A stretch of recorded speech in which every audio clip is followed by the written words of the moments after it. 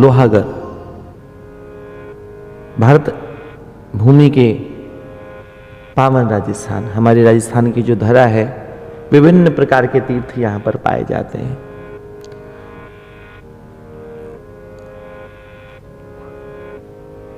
राजस्थान राज्य की शेखावटी इलाके, शेखावटी झुंझुनू जिले से करीब करीब 70 किलोमीटर की अरावली पर्वत श्रृंखलाओं की घाटी में बसा हुआ उदयपुर वाटिके से करीबन 8 से 10 किलोमीटर की दूरी पर लोहागढ़ तीर्थ है। लोहागढ़ को राजस्थानी भाषा में हम लोग लोहागढ़ भी बोलते हैं।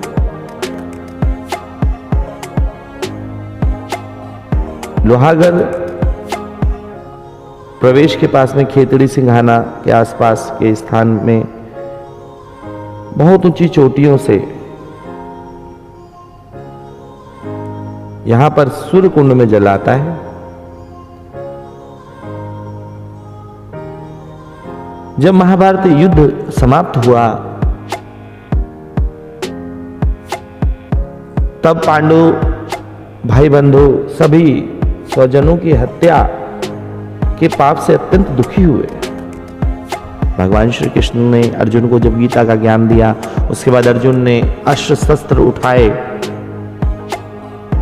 परंतु जब स्वजनों की हत्या के कारण स्वजन हत्या का दोष लगा, तब पाप मुक्ति के लिए विभिन्न स्थलों के दर्शन के लिए गए। श्री कृष्ण ने बताया कि जिस स्थान पर ये तुम्हारे हथियार पानी में गल जाएं, वहीं तुम्हारे पाप का प्रायश्चित होगा और वहीं तुम्हारी मुक्ति का मनोरथ पूर्ण होगा। घूमते घूमते पांडवों ने बहुत तीर्थ यात्रा करी। पांडव लोहागढ़ पहुंचे। जैसे ही उन्होंने यहाँ के सूर्य कुंड में स्नान किया तो उनके हथियार गल गए। उन्होंने इस स्थान की महिमा को समझकर इसे तीर्थराज की उपाधि दी। हमारे शेखावाटी क्षेत्र में तो इतना भी कहा जाता है, सारे तीर्थ बार बार लोहागढ़ जी। एक बार अगर लोहागढ़ जी एक बार भी चला जाए व्यक्ति तो उसका उद्धार हो जाता है।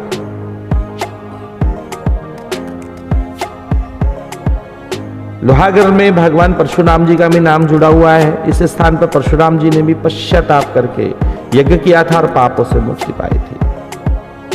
वो पाप क्या था? उन्होंने अपने क्रोध से, भगवान परशुराम जी जो विष्णु जी के छठे अंश अवतार हैं, क्रोध की अग्नि से क्षत्रियों का संहार किया था। लेकिन जब वो शांत हुए तो उन्हें गलती का एहसास हुआ। तब यहां पर उन्होंने तप जप कर कर और इस स्थान को और पुण्य किया।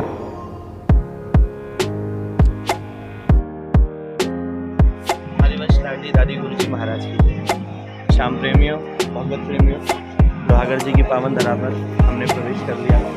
देखिए अरावली पर्वत श्रृंखलाओं के बीच में पावन तीर्थ लोहागढ़ जी। ये वो लोहागढ़ जी तीर्थ है जहाँ पर से जिन ऋषि को भगवान श्री कृष्ण ने बाबा श्याम बरबरी बलवान का शीश दिया था, और वह शीश लोहागढ़ क्षेत्र से चलकर खाटू खटवांग राजा की नगरी में निकला था। आइए हम इस पावन लोहागढ़ तीर्थ में प्रवेश करते हैं। यहाँ का तोरण द्वार, प्रवेश द्वार से पूर्व भी कई तोरण द्वार है, और अभी कांवड़ मेला चल रहा है तो आनंद आ रहा है। चलिए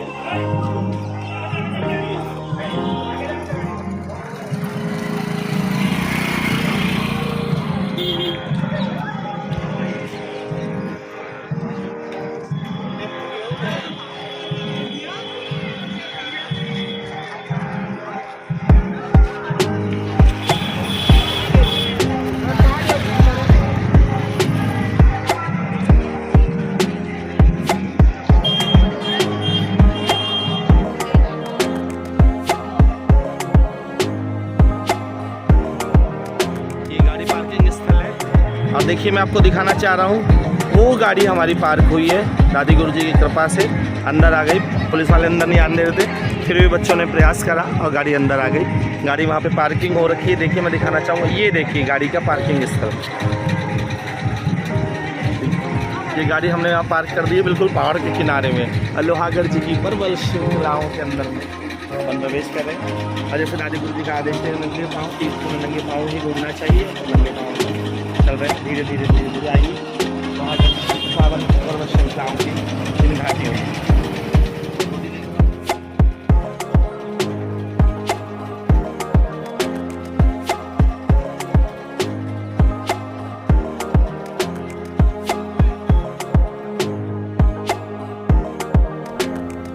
यहाँ प्राचीन काल में निर्मित सूर्य मंदिर जो है समस्त श्रद्धालुओं के दर्शन और आकर्षण का केंद्र है। इसके पीछे बड़ी सुंदर कथा है, ध्यान से सुनिएगा। प्राचीन काल में काशी में सूर्यभान नाम के एक राजा थे। उन्हें वृद्धावस्था में अपंग लड़की के रूप में एक संतान हुई। राजा ने उस समय के ज्योतिषियों को, भूत भविष्य ज्ञाताओं को बुलाकर उसके बारे में जानना चाहा, पूछा। सभी विद्वानों ने बताया कि पूर्व जन्म के में ये लड़की मरकटी अर्थात बंदरिया थी। एक बरगद के पेड़ पर लटक कर एक शिकारी के हाथों मारी गई। शिकारी उस मृत बंदरिया को बरगद के पेड़ पर लटका के चला गया। क्योंकि बंदरिया का मांस अभक्ष्य होता है, हवा और धूप के कारण वह सूख कर लोहागढ़ धाम के जल कुंड में गिर गई।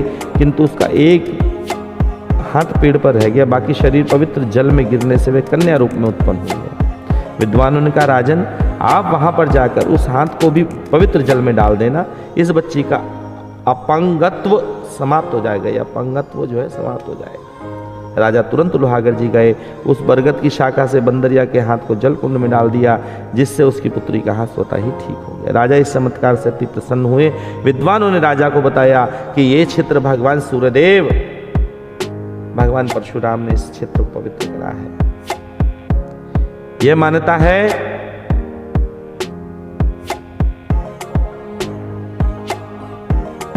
भगवान विष्णु के चमत्कार से प्राचीन काल में पहाड़ों से एक जलधारा निकलती थी, जिसका पानी अनवरत बहकर सूर्यकुंड में जाता रहता है।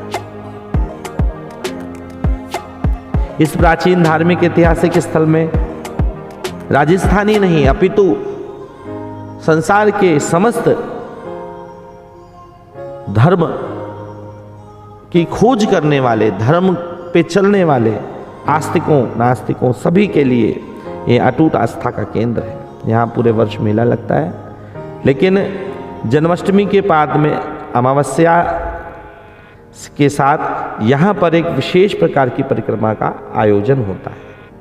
यहाँ पर मैं आपको दिखाऊंगा ना, यहाँ पर किस प्रकार से कांवड़िए भी कांवड़ भर के लेके जाके अपने अपने भगवान शिव के शिवालयों में अर्पित करते हैं। यहाँ 24 कोस की परिक्रमा का बड़ा महत्व है। परिक्रमा के बाद नर और नारी इस कुंड में दर्शन करते हैं। यही पापों से पांडवों को मुक्ति मिली, यही अस्त्र शस्त्र गलकर भस्म हुए, जल रूप में हुए। इसीलिए इस कुंड को सूर्य कुंड के नाम से भी जाना जाता है। यह वह पवित्र क्षेत्र है जहां पर स्नान मात्र से मनुष्य की समस्त मनोकामनाएं पूर्ण होती है। अखंड ज्योत पाठी में तो इतना भी वर्णन है कि बाबा श्याम बर्बरिक बलवान का जो शीश था, भगवान श्री कृष्ण ने लोहागढ़ ऋषि को समर्पित किया था। लोहागढ़ जी ने रूपावती की जलधारा से उस शीश को अर्पित किया, उस बर्बरिक बलवान के शीश को, जो खाटू नगर में उत्पन्न हुआ। इसीलिए श्याम बाबा की प्रार्थना के अंदर में आता है, खाटू खंडेले बीच में बने हो आपको धाम। लोहागढ़ ऋषि ने वो शीश रूपावती की जलधारा में डाला था और उस जलधारा से वो श्याम कुंड में बहकर आया। और श्याम कुंड जैसे स्थान पर आज भी मनुष्य के नहाने मात्र से समस्त पाप दूर होते हैं। ठीक उसी प्रकार से लोहागढ़ जी जो है, लोहागढ़ जी का विशेष महत्व है। राजस्थान या पितु भारत के समस्त क्षेत्रों से, सभी प्रांतों से आकर लोहागढ़ जी में लोग स्नान करते हैं। लोहागढ़ जी के स्नान का बहुत बहुत महत्व है। हमें भी लोहागढ़ जी जाना चाहिए। इसके लिए हमारे को झुंझुनू से 70 किलोमीटर की दूरी पर ये करीब पड़ता है। दिल्ली से हम लोग उदयपुर वाटी होते हुए लोहागढ़ जी पहुंच सकते हैं। लोहागढ़ जी बहुत ही पुण्य क्षेत्र है, आप भी एक बार दर्शन करिए। यहाँ पे सभी प्रकार की सुविधाएं उपलब्ध हैं। विशेषकर यहाँ का जो अचार है, जो आम का अचार है, वो विश्व प्रसिद्ध है। आप भी जाइए, लोहागढ़ जी का स्नान करिए, जल लेकर आइए, प्रसादी अर्पित करिए भगवान श्री। यहाँ पर 5 पांडवों के भी मंदिर बने हुए हैं, मालखेत जी का भी मंदिर बना हुआ है। और वहाँ पर आज भी राजस्थानी समाज के अनुसार द्रौपदी जी को वस्त्र अर्पित करने का नियम है और यहाँ पे कलश दान करने का भी नियम है। और यहाँ से अचार जरूर लेके आइएगा। लोहागढ़ जी की यात्रा हमारे साथ साथ आप सभी की शुभ हो। आपको इस जानकारी कैसी लगी, ये हमारे को कमेंट बॉक्स में ज़रूर बताइएगा। जय श्री कृष्ण। जय लोहागढ़, जय राजस्थान।